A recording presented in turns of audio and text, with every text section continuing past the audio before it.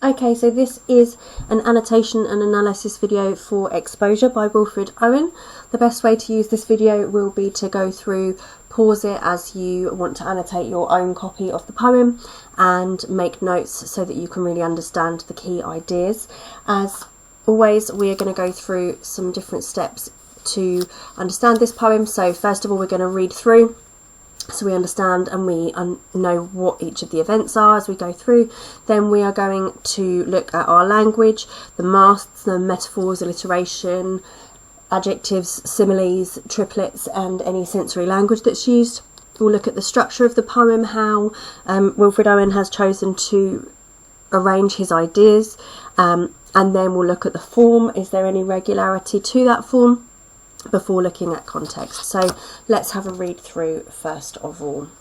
Our brains ache in the merciless iced east winds that knife us. Wearied, we keep awake because the night is silent. Low drooping flares confuse our memory of the salient. Worried by silence, sentries whisper, curious, nervous, but nothing happens. Watching, we hear the mad gusts tugging on the wire like twitching agonies of men among its brambles. Northward, incessantly, the flickering gunnery rumbles, far off like a dull rumour of some other war. What are we doing here? The poignant misery of dawn begins to grow. We only know war lasts, rain soaks, and clouds sag stormy. Dawn massing in the east, her melancholy army attacks once more in ranks on shivering ranks of grey, but nothing happens. Sudden successive flights of bullets streak the silence, less deadly than the air that shudders black with snow.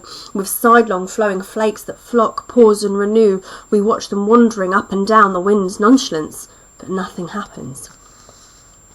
Pale flakes with fingering stealth come feeling for our faces. We cringe in holes, back on forgotten dreams, and stare snow-dazed deep into grassier ditches. So we drowse, sun-dozed, littered with blossoms trickling where the blackbird fusses. Is it that we're dying? Slowly, our ghosts drag home, glimpsing the sunk fires glozed with crusted dark red jewels. Crickets jingle there. For hours, the innocent mice rejoice. The house is theirs. Shutters and doors all closed. On us the doors are closed. We turn back to our dying.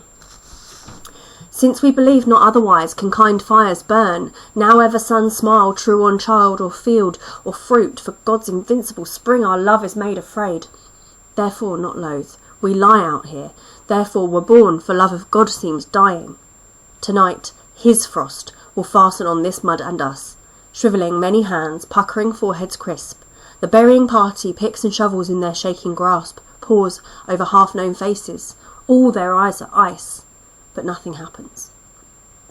Okay, so now we're just going to go through and annotate what happens in each of the stanzas, and then we will come back and look at our language, our structure, and our form. So in this first one, we realise that the weather is an enemy. Okay, not the enemy, but an enemy nonetheless. Okay, and we have the beginning of this repeated refrain, but nothing happens. Then in the second stanza, we start to hear how the weather is incessant, okay, and it starts to plague the soldiers. Okay, we look at dawn, but dawn is only more pain from this weather. And then there are bullets that streak the silence, but they aren't as deadly as the snow, so the cold is the greatest enemy at this point.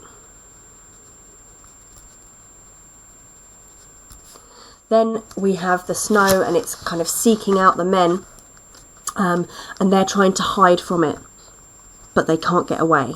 And this is when they start to question whether they are going to survive or not. We have this kind of contrast with the idea of ghosts, and the fact that animals have better experiences than they do. The mice are celebrating, but they're shut out. So we've got this kind of indictment, this damning indictment of the way that the soldiers are treated, because the animals have a better life than they do.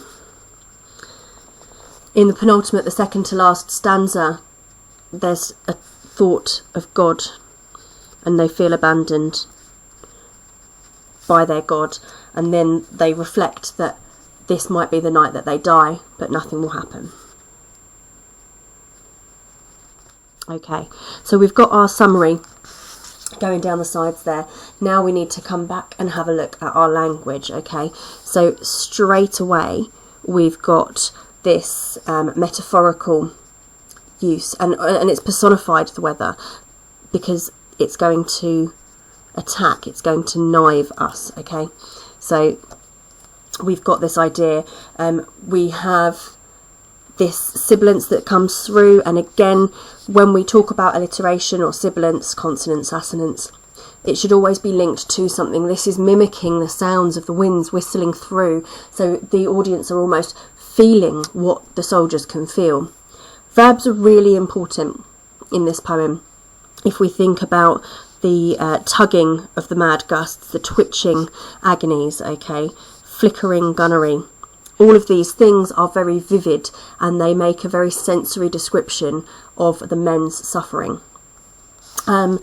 We have some pathetic fallacy with the ideas of the bad weather. The rain soaks, the clouds sag stormy, the war lasts. And what's interesting is when we return to this sibilance, and we're talking about bullets, which are a symbol of war, this semantic field of war is still there.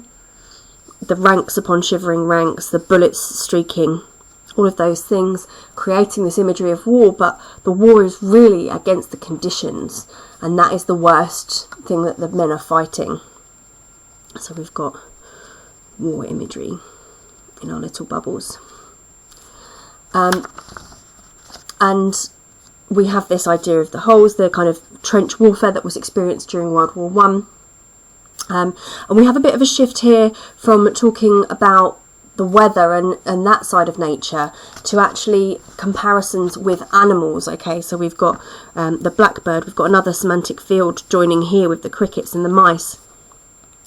What's interesting is that this adjective, innocent, that's attached to the mice, almost implies that the men are not innocent because they've been a part of war. And the language that builds up here is very reflective. We have this idea that the shutters and doors are all closed, on us the doors are closed, this repetition that creates a sense of fatality almost. And in this final section we come back to the initial image of the merciless iced east winds that knife us. So we've kind of got this circular pattern, but nothing happens, and we've got this refrain that comes back throughout the poem. Several stanzas end in this way, and the ones that don't question about death. If we have a look at the structural choices that Wilfred Owen has made, first of all we have these ellipses at the ends of lines to pause and create an extended pause, and actually I think that is because it's inevitable and it's enduring, unending. So an ellipsis often indicates a longer pause, something being omitted, and maybe they haven't got the energy to finish those sentences, so they're omitting their final thoughts. They can't conclude them anymore because they're so cold and so wearied. The stanzas all are end stopped. Okay, so this is interesting because each one becomes a little capsule of a particular moment, and we can see that in this one the weather's the enemy, but then it's plaguing the men, and then there's a dawn, but each of these are their own separate moments. If we have a look, some of the stanzas have a couple of ideas, some of them have a single idea, but lots of them are very heavily punctuated, and I think that this is to create a hesitation that the soldiers have, because war, especially World War One, became something that was very drawn out and very boring, repetitive, mundane for the most part, and actually soldiers were dying not from conflict but from illness and disease.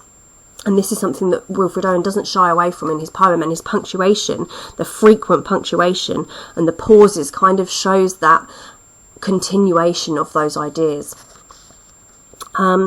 Each of our stanzas has 5 lines, and we have kind of the refrain that comes back, nothing happens, nothing happens, nothing happens. We have these ideas about death, questions.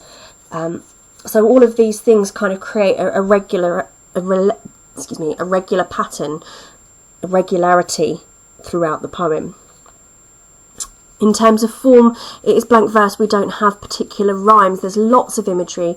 But I think contextually the reason that there is so much here that sort of flows and builds up is because Owen was trying to suggest the difficulties of war, and that conflict was not just man versus man, country versus country, but actually man versus nature, and all of the arrogance of technology and development doesn't allow for the fact that we are still creatures on, as he mentions, his God's earth. And without recognising our weakness, without understanding our need to be looked after, we are lost.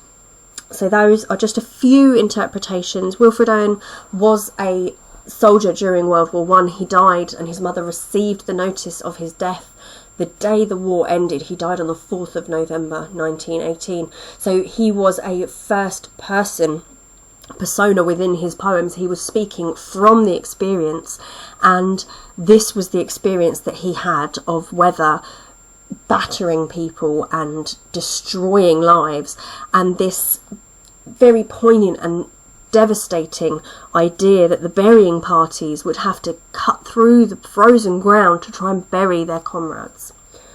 If you look it up, there'll be lots of other interpretations you could have, but these are just some examples of some of the annotations you could make for this poem.